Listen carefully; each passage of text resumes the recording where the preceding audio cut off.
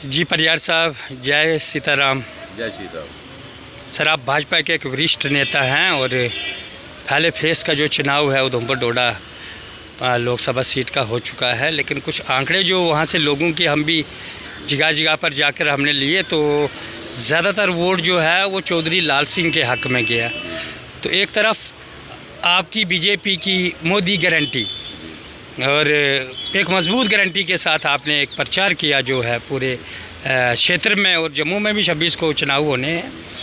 लेकिन पहले फेस का जो जहाँ तक हमने आंकड़े निकाले हैं तो ज़्यादातर जो वोटिंग है वो कांग्रेस के कैंडिडेट के खाते में गई। इस पर क्या कहेंगे और आपकी क्या मजबूत गारंटियाँ हैं जो लोगों के बीच दिल में छाई हूँ?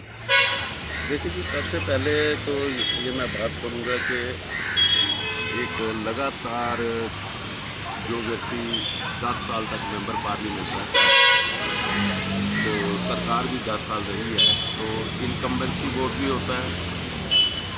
और मैं कई दफ़ा ये कह चुका हूँ कि हमें इंडिया अलायंस के मुकाबले में मजबूत गारंटियों के साथ आना होगा। अब जो कांग्रेस ने घोषणा पत्र निकाला या उसके जो साथी जो दल है उनके साथ उन्होंने घोषणा पत्र निकाला और अब उन्होंने एक जॉइंट मैनिफेस्टो निकाल दिया। तो हमारा कहने का मतलब ये है कि हमें जहाँ बीजेपी का मैनिफेस्टो निकालना चाहिए, वहीं हमें नेशनल डेमोक्रेटिक अलायंस का भी एक मैनिफेस्टो निकालना चाहिए जो इंडिया अलायंस से बेहतर हो। और बेहतर होने की सूरत में, लेकिन आप तो वाकई चला गया। नहीं, अभी फर्स्ट फेज हुआ है। मैंने कल ही ये कह दिया था कि भले ही देर हो चुकी हो, लेकिन अगर हम चेहरा, रणनीतिकार और सलाहकारों को बदले तो अभी भी बहुत कुछ हो सकता है।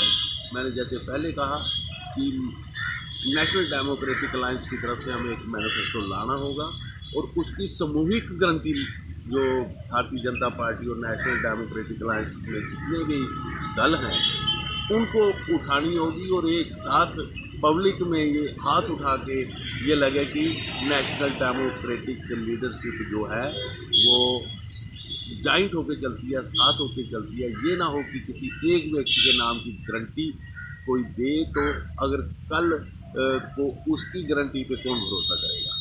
तो ये सबसे बड़े जो मुद्दे हैं इस वक्त वो बेरोज़गारी जो है, महंगाई है और भ्रष्टाचार है। और इन तीनों पे भारतीय जनता पार्टी को और नेशनल डेमोक्रेटिक अलायंस को मजबूत गारंटियों के साथ आना होगा। तब जाकर जो फर्स्ट फेज़ में अगर ये सोशल मीडिया और प्रिंट मीडिया की अटकलें हैं, ये तो 4 जून को ही पता लगेगा क्या होगा। लेकिन मैं ये समझता हूँ कि चलो अगर हम पिछड़े भी हैं फर्स्ट फेज़ में तो आने वाले 6 फेज़ों में हम उसकी भरपाई कर सकते हैं और तीसरी बार भाजपा सरकार हिंदुस्तान में बन सकती है। धन्यवाद सर अपना कीमती वक्त देने के लिए। धन्यवाद।